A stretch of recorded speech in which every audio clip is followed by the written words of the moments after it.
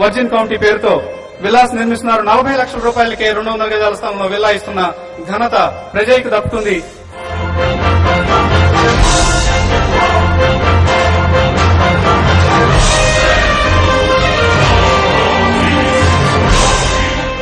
Good evening. ప్రజా union syndicate సొంతిల్లు కార్యక్రమానికి స్వాగతం.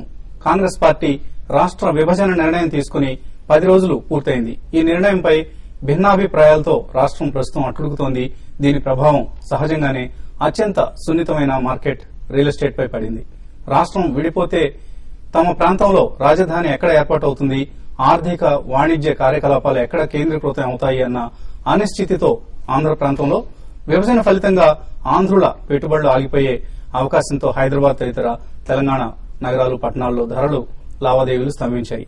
ఈ నేపథ్యంలో హైదరాబాద్ రియల్ ఎస్టేట్ వ్యాపార స్థితి గతిపై సర్వత్రా ఆసక్తి నెలకొంది. అందుకే ఈ వారం సొంతిల్లు హైదరాబాద్ రియల్టీ మార్కెట్ పై దృష్టి సారిస్తోంది.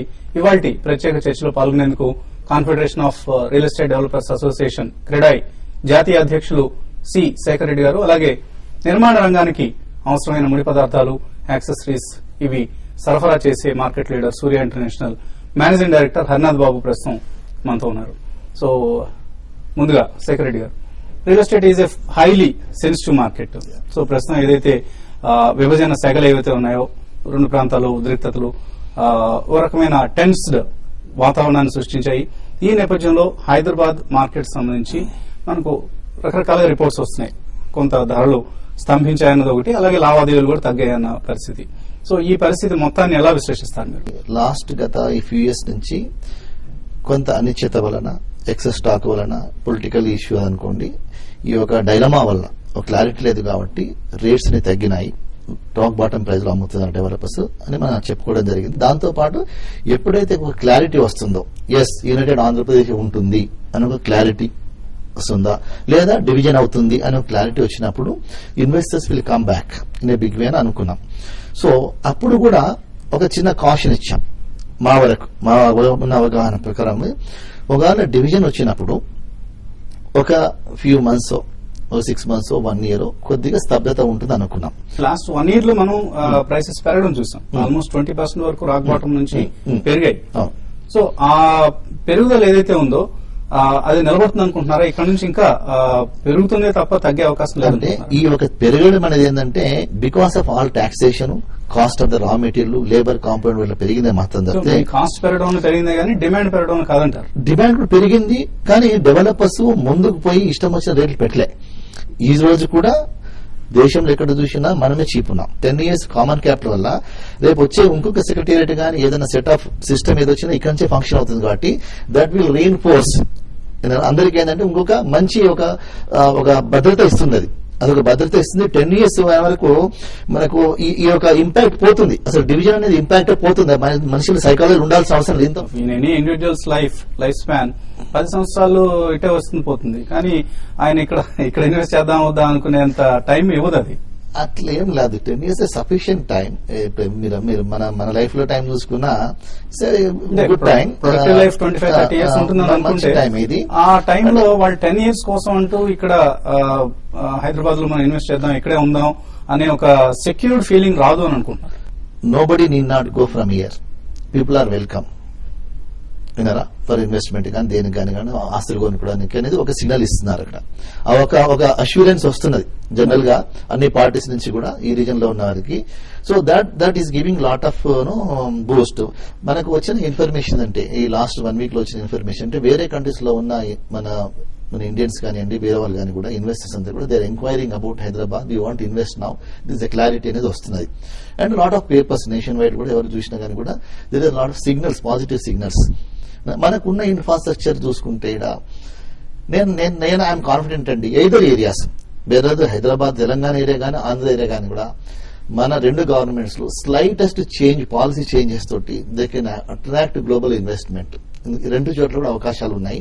నాకు వచ్చిన information from my own members last 1 week 10 days లో రాయలసీమ వాళ్ళు, కోస్టల్ ఆంధ్ర వాళ్ళు they have invested last 1 week 10 days. They have purchased apartments.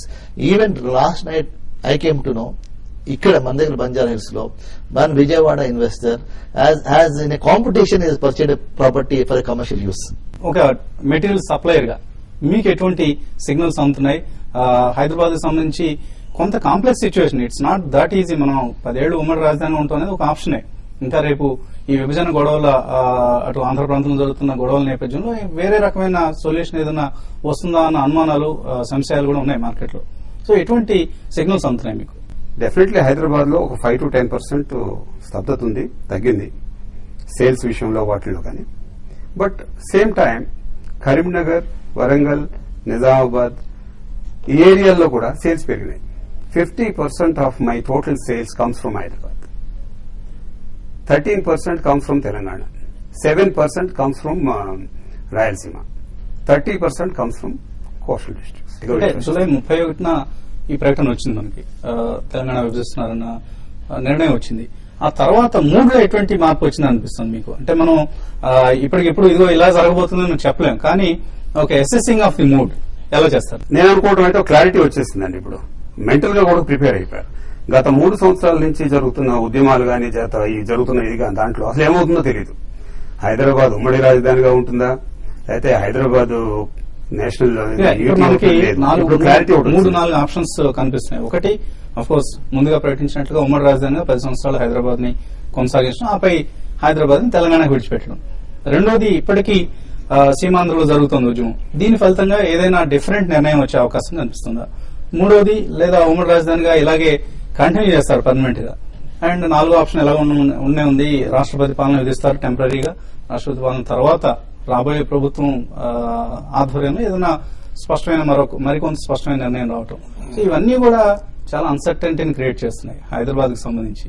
ఈ నేపథ్యంలో ఇక్కడ లక్షల కోట్లు ఇన్వెస్ట్ చేద్దాం అనుకునే వాళ్ళు డెఫినెట్ గా వెయిట్ అండ్ వాచ్ పద్ధతిని ఫాలో అవుతారు. కొంచెం ఫ్లూయిడ్ స్టేజ్ లో ఉన్నట్టు మాట మాత్రం వాస్తవం అండి. ఫ్లూయిడ్ స్టేజ్ లో ఉంది కొంతవరకు. కానీ ఇప్పుడు ప్రతి ఇన్వెస్టర్ ఈజ్ వెల్ ఎక్స్పోజ్డ్ అండి, వెల్ ఎక్స్పోజ్డ్. ఇంతకుముందులా కాకుండా మీడియానే కానీ, లేకపోతే ఇంటర్నెట్ కానీ, లేకపోతే దీనివల్ల కూడా it is well exposed. He knows what is going to happen mostly. But కొత్తగా వచ్చిన ఫ్యాక్టర్ ఈ విభజన తాలూకు నిర్ణయం ఎలా ఉండబోతుంది అనేది అది తప్పకుండా కాలమే నిర్ణయించాలని నాకైతే. సో మామూలుగా మనం కూరగాయల మార్కెట్ కి వెళ్లి ఉల్లిపాయలు కొనేటప్పుడే 35 రూపాయలు ఉందా కిలో అంటే తిరిగి 20 రూపాయలకు రాకపోతుందా అన్న ఉద్దేశంతో కొనకుండా వచ్చేస్తారు. అటువంటి చిన్న లో వాల్యూ ఐటమ్ కే ఎక్కువ తర్జన భర్జన జరిపి నిర్ణయం తీసుకునే పరిస్థితి ఉంటుంది. అటువంటిది ఒక హై వాల్యూ ఇన్వెస్ట్మెంట్ చేయబోయే ముందు ఇన్వెస్టర్ రకరకాల పరిస్థితులను బేరీజ్ వేసుకుని నిర్ణయం తీసుకుంటాడు. సో ఈ నేపథ్యంలో హైదరాబాద్ సంబంధించి రియల్ ఎస్టేట్ లో ఇన్వెస్ట్ చేద్దాం అనుకునే వాళ్ళు ఎటువంటి నిర్ణయం తీసుకుంటే అది శ్రేయస్కరం అవుతుంది అనుకుంటారు? కూరగాయల విషయం దీన్ని కంపేర్ చేయకూడదు మనం. ఎందుకంటే ఈ రోజున మన దగ్గర ఉన్న రియల్ ఎస్టేట్ కూడా మీరే అన్నారు, కంపేర్ చేయడం కాదు, అంటే లో వాల్యూ ఐటమ్స్ కే మనం అంతగా తర్జన భర్జన జరిపి మనం చాలా లెక్కలు వేసి తీసుకునే నిర్ణయాలు ఉంటాయి.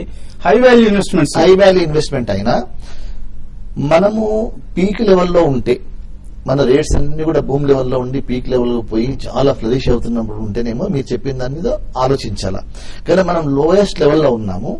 చాలా మందికి విత్ ఇన్ ఆంధ్రప్రదేశ్ లో ఉన్న వాళ్ళు కానీ, అవుట్ సైడ్ ఆంధ్రప్రదేశ్ కానీ, గ్లోబల్ లెవెల్లో ఉన్న వాళ్ళు, this is an business opportunity for them to pick up the stock, whether land కానీ, బిల్టప్ ఏరియా కానీ, లేదా రెంటల్ కానీ, to run their business for to expect more returns on their investment. This is business opportunity. ఒక brand Hyderabad build చేసే ప్రయత్నం చేశాం గత maybe 2 దశాబ్దాలు కావచ్చు, 2.5 దశాబ్దాలుగా. సో దాని ఫలితం కూడా మనం అనుభవించాం. సో ఇక్కడికి మల్టీనేషనల్ కంపెనీస్ రావడం, ఎంప్లాయ్మెంట్ ఆపర్చునిటీస్ పెరగడం, ఫలితంగా సిటీ విస్తరించడం and real estate market grow కావడం. ఈ పరిస్థితుల్లో తిరిగి మళ్లీ అన్సర్టనిటీ వచ్చింది. ఏం కాబోతుంది? హైదరాబాద్ ఏదైనా కేంద్రపాలిత ప్రాంతంగా చేస్తారా, లేకపోతే ఇంకొకటిగా ఉంచుతారా, లేకపోతే ఉమ్మడి రాజధానిగా మామూలుగా ఇప్పుడు ఇంతకుముందు కాంగ్రెస్ పార్టీ తీసుకున్న నిర్ణయాన్ని పార్లమెంట్ లో అప్రూవల్ ఇవన్నీ వచ్చేసి అమలు జరుగుతుందా? ఇటువంటి అన్సర్టనిటీ కొంత క్రియేట్ అయింది. అన్సర్టనిటీ అనను నేను దాన్ని, అన్సర్టనిటీ అనను. You take any option that will help the investor. Any option మీరు చెప్పిన 3-4 ఆప్షన్లు ఏది తీసుకున్నా కానీ కూడా there is no uncertainty for investor. There is going to be one government, some government, combined గవర్నమెంటా, యూనియన్ టెరిటరీనా, ఏదో ఒకటి ఉంటుందా అనేది, అది తెలంగాణకు వస్తుందా అనేది ఒకటి వస్తుంది కదా. అవన్నీ కూడా పాజిటివే. అంటే ఒకవైపు ఎకనామిక్ స్లోడౌన్ ఇంపాక్ట్ మనకు కనిపిస్తుంది. హెచ్ఎన్ఎస్ కావచ్చు, అల్ట్రా హెచ్ఎన్ఎస్ కావచ్చు, వీళ్ళందరూ వాళ్ళ డెసిషన్స్ ని పోస్ట్పోన్ చేసుకుంటున్నారు. Not just in Hyderabad, across the country.